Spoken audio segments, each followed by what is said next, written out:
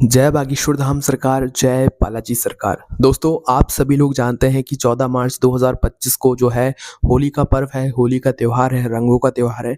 इसी के साथ में एक दिन पहले होलिका दहन भी है। पर दोस्तों, इस बार की जो होलिका दहन है वो थोड़ी अलग है, इस बार की जो होली है वो थोड़ी अलग है। क्योंकि दोस्तों, इस बार की जो होलिका दहन है उसमें भद्रा काल है, भद्रा का साया है, मतलब कि ऐसा साया है जो कि शुभ नहीं होता है, अच्छा नहीं होता है और जिस समय में होलिका दहन नहीं होता है। तो इस वीडियो में सबसे पहले हम आपको होली का शुभ मुहूर्त बताएँगे। इसके बाद में जो होली के दिन ही मतलब 14 मार्च के दिन ही जो साल का पहला चंद्र ग्रहण लगने वाला है उसके बारे में भी बताएँगे कि आपको इस चंद्र ग्रहण से जुड़ी हुई किन-किन बातों का यहाँ पर ध्यान रखना है और क्या-क्या चीज़ें इस दिन भूल कर भी नहीं करना है, ठीक है? और ये साल का पहला चंद्र ग्रहण है इसलिए आपको थोड़ा सोच समझ कर ही इस दिन यहाँ पर कार्य करना चाहिए। तो देखिए, सबसे पहली चीज़, इस बार जो होली का दहन होगा वो 13 मार्च के दिन होगा और जो होली खेली जाएगी अगले दिन 14 मार्च के दिन यहाँ पर खेली जाएगी, ठीक है?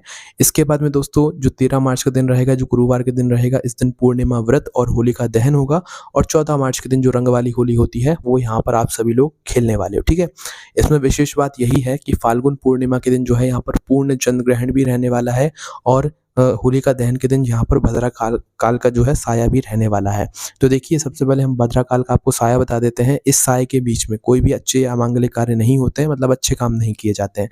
तो 13 मार्च गुरुवार के दिन जिस दिन होलिका दहन होगा रात्रि में, उस दिन भद्रा काल शुरू होगा सुबह 10 बजकर 35 मिनट से लेकर रात को 11 बजकर 26 मिनट तक ये भद्रा काल हमारा रहने वाला है, ठीक है?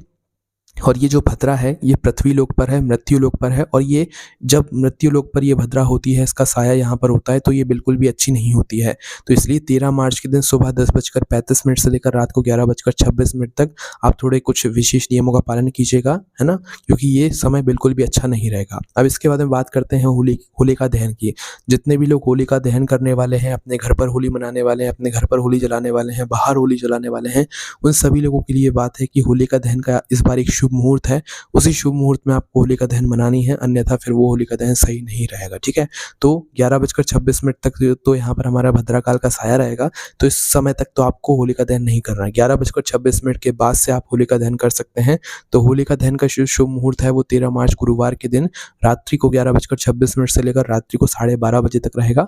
मतलब लगभग 1 घंटे के समय रहेगा, जिस समय में आप लोग होलिका दहन कर सकते हो। आपके चाहे मोहल्ले में होली जल रही हो तो वहाँ पर कर सकते हो, या तो अपने घर में जो भी आप होली जलाते हो वहाँ पर भी आप इसी शुभ मुहूर्त के बीच में ही आपको होली जलाना है, तभी वह सही यहाँ पर मानी जाएगी।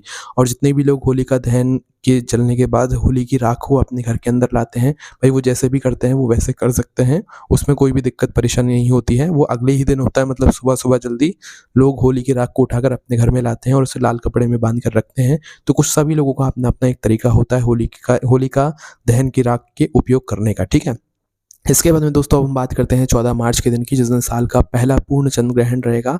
अब यहाँ पर चंद्र ग्रहण का जो समय रहेगा वो रहेगा दोस्तों 14 मार्च के दिन सुबह 9:29 मिनट से लेकर दोपहर के 3:29 मिनट तक, है ना? सुबह से लेकर दोपहर के 3:29 मिनट तक, है ना? तो इस समय के बीच में जो है पूर्ण चंद्र ग्रहण रहेगा। पर इस चंद्र ग्रहण की खास बात ये है कि ये जो चंद्र ग्रहण है ये हमारी पृथ्वी पर रहेगा, पर हमारे भारत में नहीं रहेगा, ना तो यहाँ पर दिखाई देगा, क्योंकि इस समय में तो हमारे यहाँ सूर्यदेव रहेंगे, चंद्रदेव नहीं रहेंगे। तो इस समय में जहाँ-जहाँ चंद्रदेव दिखाई देंगे, भई वहाँ-वहाँ पर ये ग्रहण रहेगा और वहीं पर इनका सूतक काल भी मान्य रहेगा और वहीं पर सभी नियमों का उन लोगों को यहाँ पर पालन करना पड़ेगा। पर ये जो पूर्ण चंद्र ग्रहण है ये भारत में नहीं दिखाई दे रहा है, जो कि सुबह 9:29 मिनट से शुरू होकर दोपहर के 3:29 मिनट तक चलने वाला है। तो इसलिए किसी को भी घबराने की यहाँ पर ज़रूरत नहीं है और आप लोग आराम से होली खेल सकते हो। इसमें कोई सूतक काल भी यहाँ पर मान्य नहीं रहता है। बाकी जो लोग मानते हैं भाई वो मान सकते हैं, पर ये जो चंद्र ग्रहण है ये हमारी भारत में नहीं दिखाई देगा, इस वजह से इसका कोई प्रभाव हमारी यहाँ पर भारत में नहीं दिखने वाला है। जहाँ-जहाँ पर इस समय रात रहेगी जो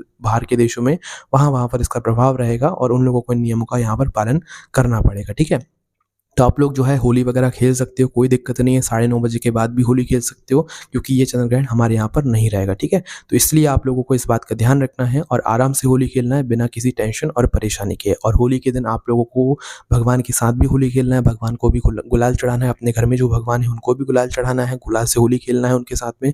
और जो भी होली के दिन आपके घर में पकवान वगैरह बने हुए हैं, वह पकवान भी भगवान को आपको समर्पित ज़रूर करना है और अच्छे से होली मनाना है। और आप सभी लोगों को होली की बहुत-बहुत शुभकामनाएँ। और होली के दिन आप लोग अच्छे से मिठाई खाइएगा, खुशियाँ मनाइएगा और जो भी गलत काम है उनसे बिल्कुल दूर रहिएगा। इसके अलावा अगर आपके मन में कोई प्रश्न है इस बार की होली से जुड़ा हो तो हमसे कमेंट करके पूछ सकते हैं। जय बागेश्वर धाम सरकार, जय बालाजी सरकार।